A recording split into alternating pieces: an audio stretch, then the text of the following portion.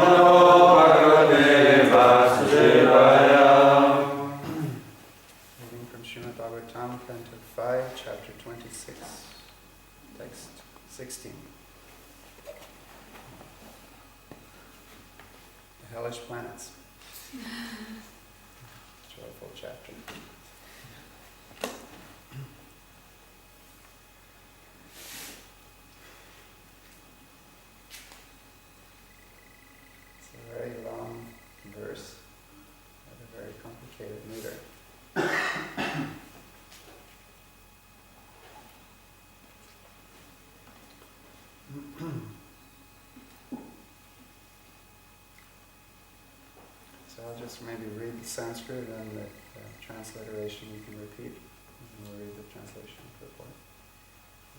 I don't think we're going to be able to find a meter for this. Yastvya vai raja raja purusho va adandye dandam pranayati brahmane va sharira dandam sa papiyan narake mutra sukaramuke nipatati tatrati balair vinishpishyamana vayavo yataive hekshuk Kanda arta swarena swanayan kvachin murchita shamalam upagato yatai veha drishta dosha uparudha. Ya, anyone who. Two, but. Iha, in this life. Vai, indeed. Raja, a king. Raja Purusha, a king's man. Va, or. Adandye, unto one not punishable. Dandam, punishment. Pranayati, inflicts. Brahmane, unto a brahmana. Va, or. Sharira dandam, corporal punishment. Saha, that person, king or government officer. Papiyan, the most sinful. Narake, in the hell. Amutra, in the next life. Sukaramuke, named Sukaramukha. Nipatati, falls down. Tatra, there. Atibalai, by very strong assistance of Yamaraj. Vinishpishyamana, being crushed. Doesn't that sound almost like being crushed? Vinishpishyamana, being crushed. Avayava, the different parts of whose body. Yata, like. Eva, certainly. Iha, here. Ikshukanda, sugarcane, Artaswarena, with a pitiable sound, Swanayan, crying, Kvachit, sometimes, Murchita, fainted, Shamalam upagata, becoming illusioned, Yata, just like, Eva, indeed, Iha, here, Adrishta dosha, who is not at fault, Uparudha, arrested for punishment. Translation by Srila Prabhupada. In his next life, a sinful king or government representative who punishes an innocent person or who inflicts corporal punishment upon a brahmana is taken by the Yamadutas to the hell named Sukaramukha, where the most powerful assistants of Yamaraj crush him, exactly as one crushes sugarcane to squeeze out the juice. The sinful living entity cries very pitiably and faints, just like an innocent man undergoing punishments. This is the result of punishing a faultless person. Please repeat. In his next life, a sinful king or governmental representative who punishes an innocent person or who inflicts corporal punishment upon a brahmana is taken by the Yamadutas to the hell named Sukaramukha, where the most powerful assistants of Yamaraj crush him exactly as one crushes sugarcane to squeeze out the juice. The sinful living entity cries very pitiably and faints, just like an innocent man undergoing punishments. This is the result of punishing a faultless person.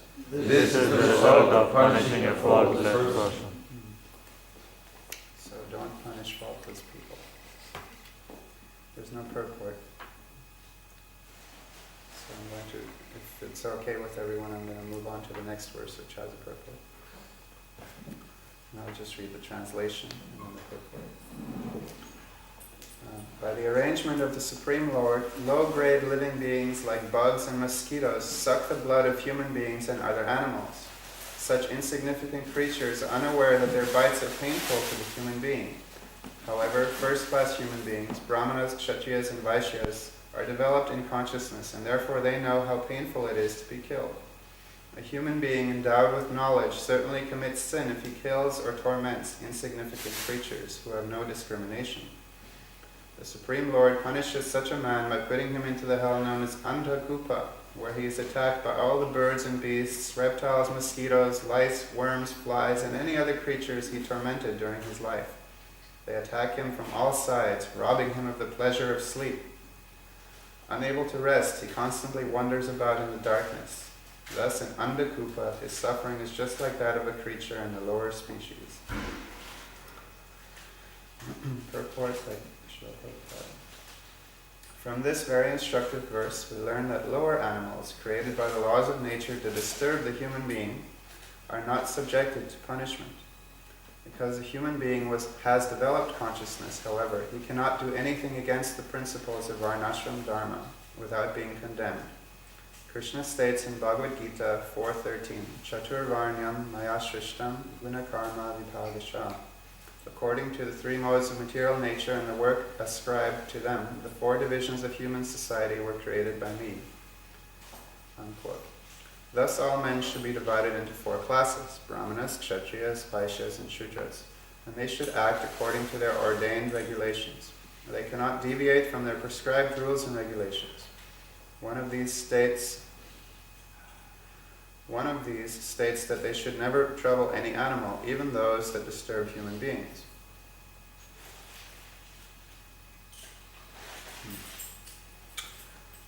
tiger is not sinful if he attacks another animal and eats its flesh. If a man with developed consciousness does so, he must be punished. In other words, a human being who does not use his developed consciousness but instead acts like an animal surely undergoes punishment in many different hells.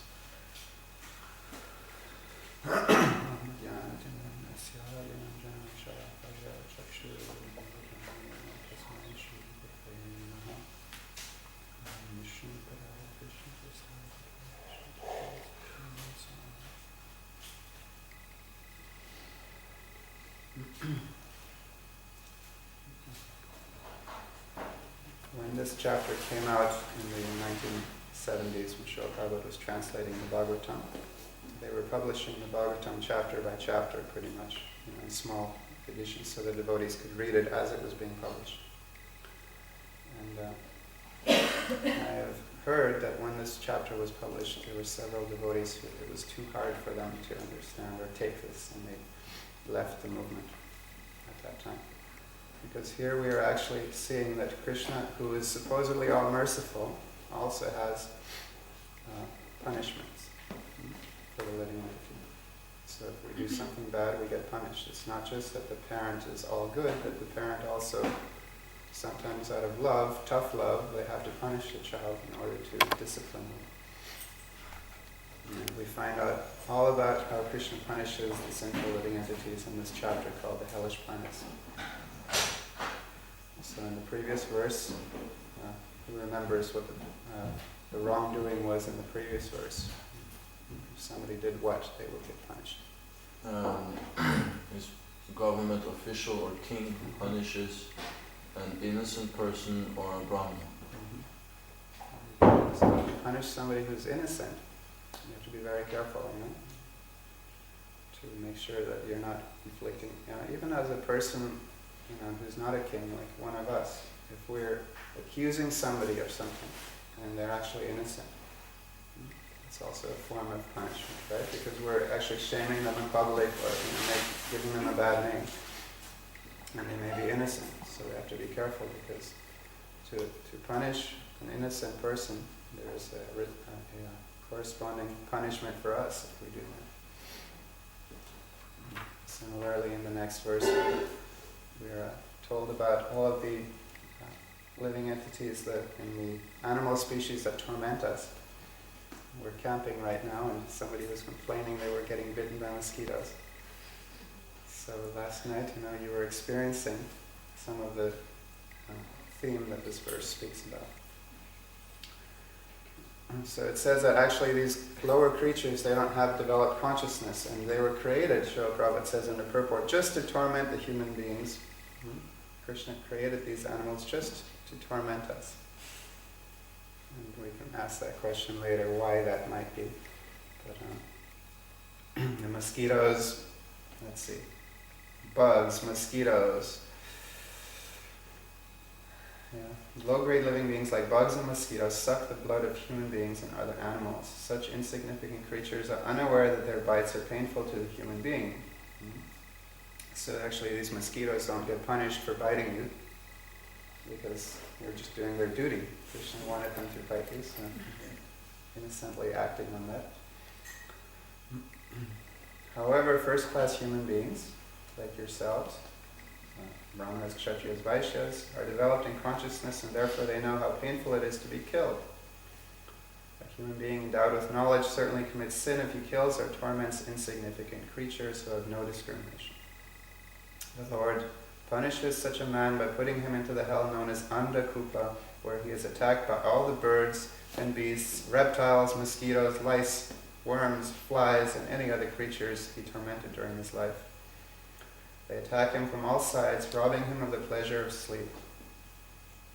Imagine laying down in your bed and you're being attacked by mosquitoes. We have that experience. Now imagine if you add to that birds attacking you, beasts attacking you like lions and tigers, reptiles like crocodiles and snakes, mosquitoes, lice.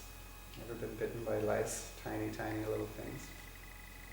Worms, flies. So you're laying there and you can't sleep because you're being attacked by all of these creatures. Unable to rest, such a person constantly wanders about in the darkness. Thus, in Andakupa, his suffering is just like that of a creature in the lower species. Sometimes you see dogs, like especially street dogs in India, and they're just completely tormented and eaten apart by like worms and lice and flies all over them, right? So like that. He's walking about suffering like that of a creature in the lower species.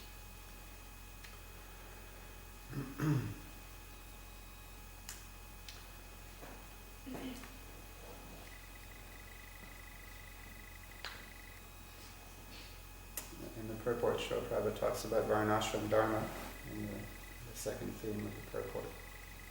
And that actually, we're not meant to be like those animals, so we should have discrimination.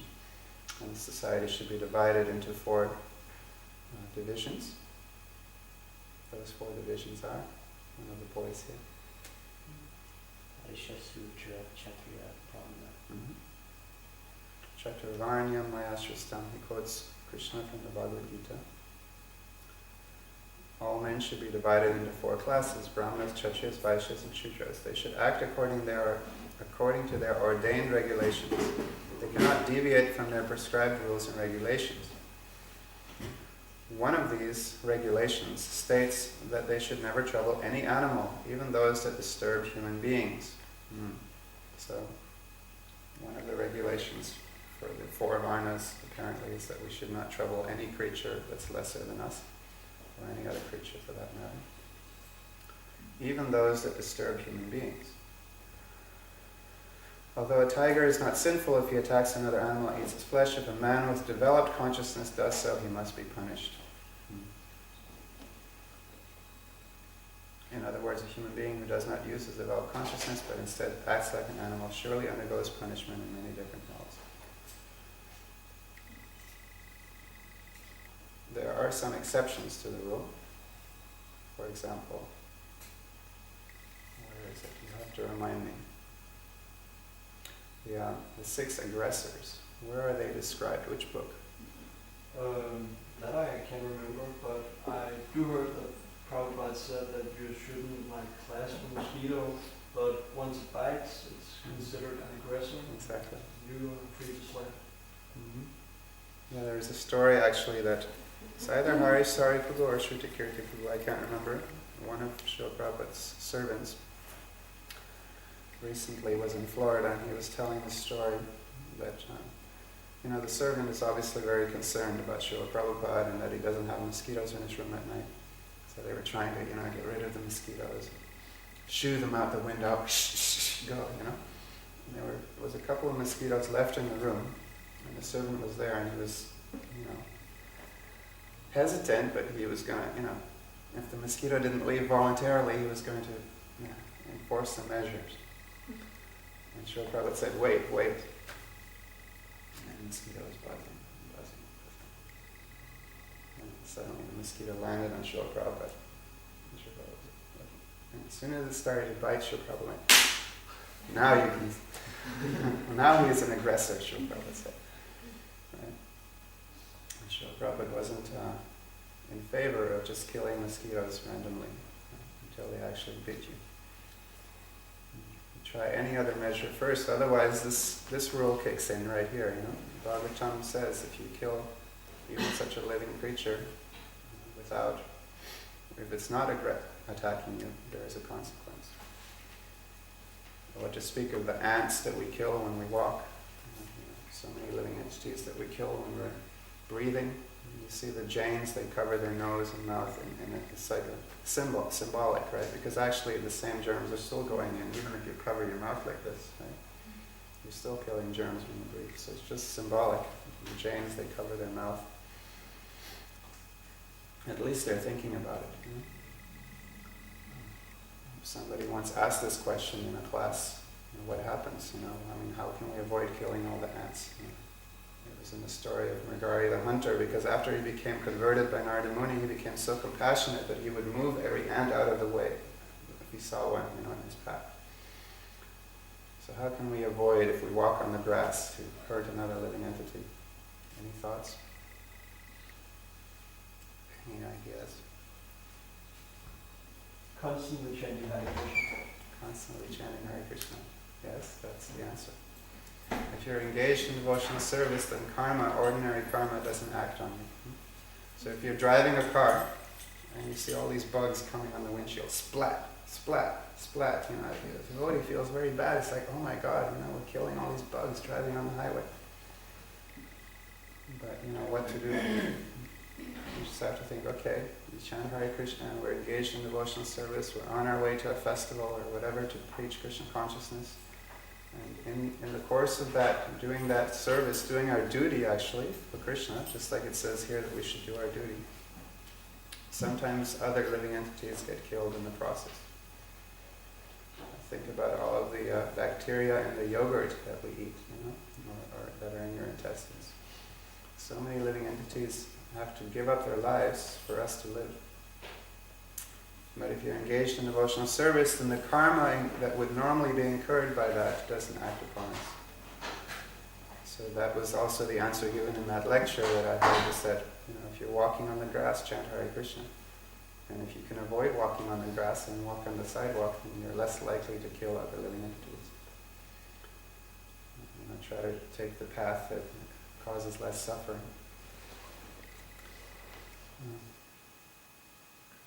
And if you're tormented by mosquitoes at night, try to shoo them out of your tent. And if they actually sit on you and bite you, I guess you can still fling them away. Or you can say, okay, I'm feeding the mosquito prasadam blood. It's okay, prasadam distribution. If you're very merciful.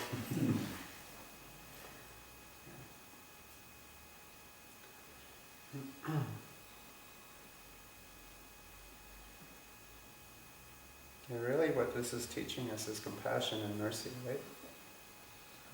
The punishment is there to teach us the lesson. We should be compassionate and merciful to every living entity, what to speak of the human beings, who are suffering like anything. And if we're unnecessarily harsh or aggressive towards other human beings and we hurt them, this is not just about killing, this is about hurting.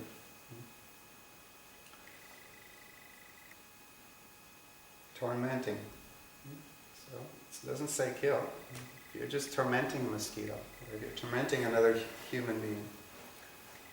Sometimes on the younger age group tours that we do, we see that the younger youth, they are very much into teasing and harassing somebody else, because somehow or other it makes you feel better if you're harassing another person, right?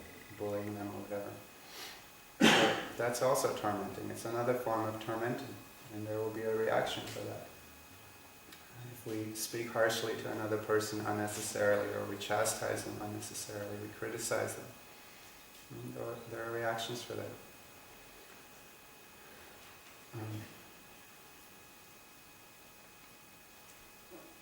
Especially if they're a devotee of Krishna, because then it's a whole new level of actions and reactions. What is that called? You have a term for that. If you're offending a devotee, what is that called? I'm going to ask some of the youth here. Aparad.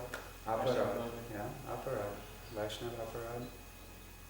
Because they're a devotee of Krishna, they're trying.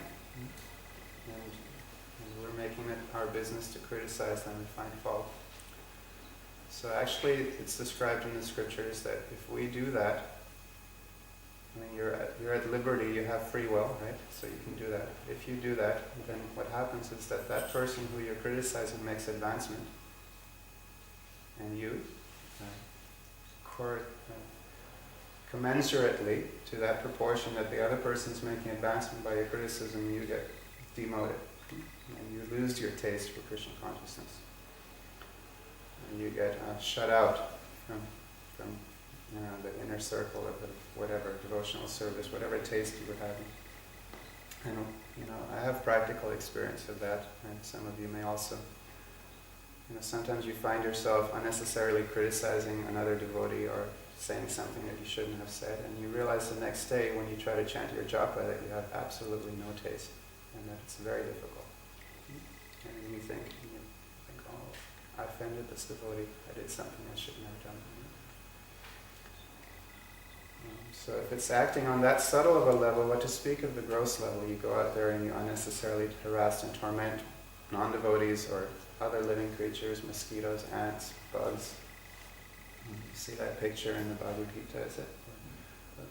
Or maybe it's in the Bhagavatam, illustrating this chapter where the little boy is tearing apart the grasshopper, you know, the old painting. And then he has to suffer in hell later for that. Sometimes little kids are like that. They're like, oh, here's a bug, let me pull out its leg, let me disfigure it. So that may happen innocently, but as soon as the person knows that it's wrong, then they get punished. Just like the bugs and the creatures that are biting the human beings at night, they're doing it innocently. They don't have the intelligence to understand that it's hurting the other person.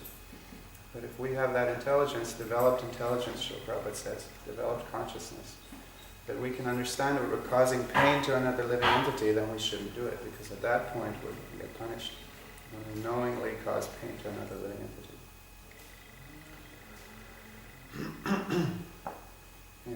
And we reflect upon all of the ways in which we can cause pain to other living entities. The times that we've harassed our parents and we've said mean things to them.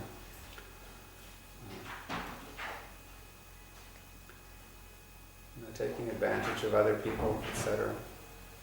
Sometimes when we're traveling on this tour, it's very hard because people come forward and they naturally are inclined and they want to help and serve and host us.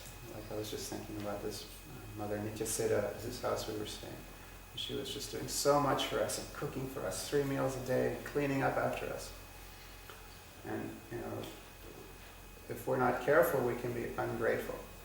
That's also another form of, we have to be careful. To actually be conscious of what other people are doing for us and be grateful and thankful and appreciate and say nice things, thank you. Clean up after ourselves so that we don't become a burden for other people. It's another level of this tormenting. There's tormenting and then there's becoming a burden. So a devotee is trying to become very kind, compassionate, merciful, and doesn't want to inflict pain on any other living entity. And you could actually find the corresponding chapter of this, the flip side, the positive, in Nectar of Devotion. It describes the good qualities of a devotee, and the 26 qualities of a devotee, for example. And you could contrast it to this behavior, and you could say, okay, what's the positive? Because here we're seeing the negative behavior that's being corrected. The positive behavior is be kind, be compassionate, be tolerant. Even if a mosquito is harassing you, be tolerant, right? If another living being is bringing you to the point of wanting to just beat them up, no, be tolerant, right? If they're saying something mean.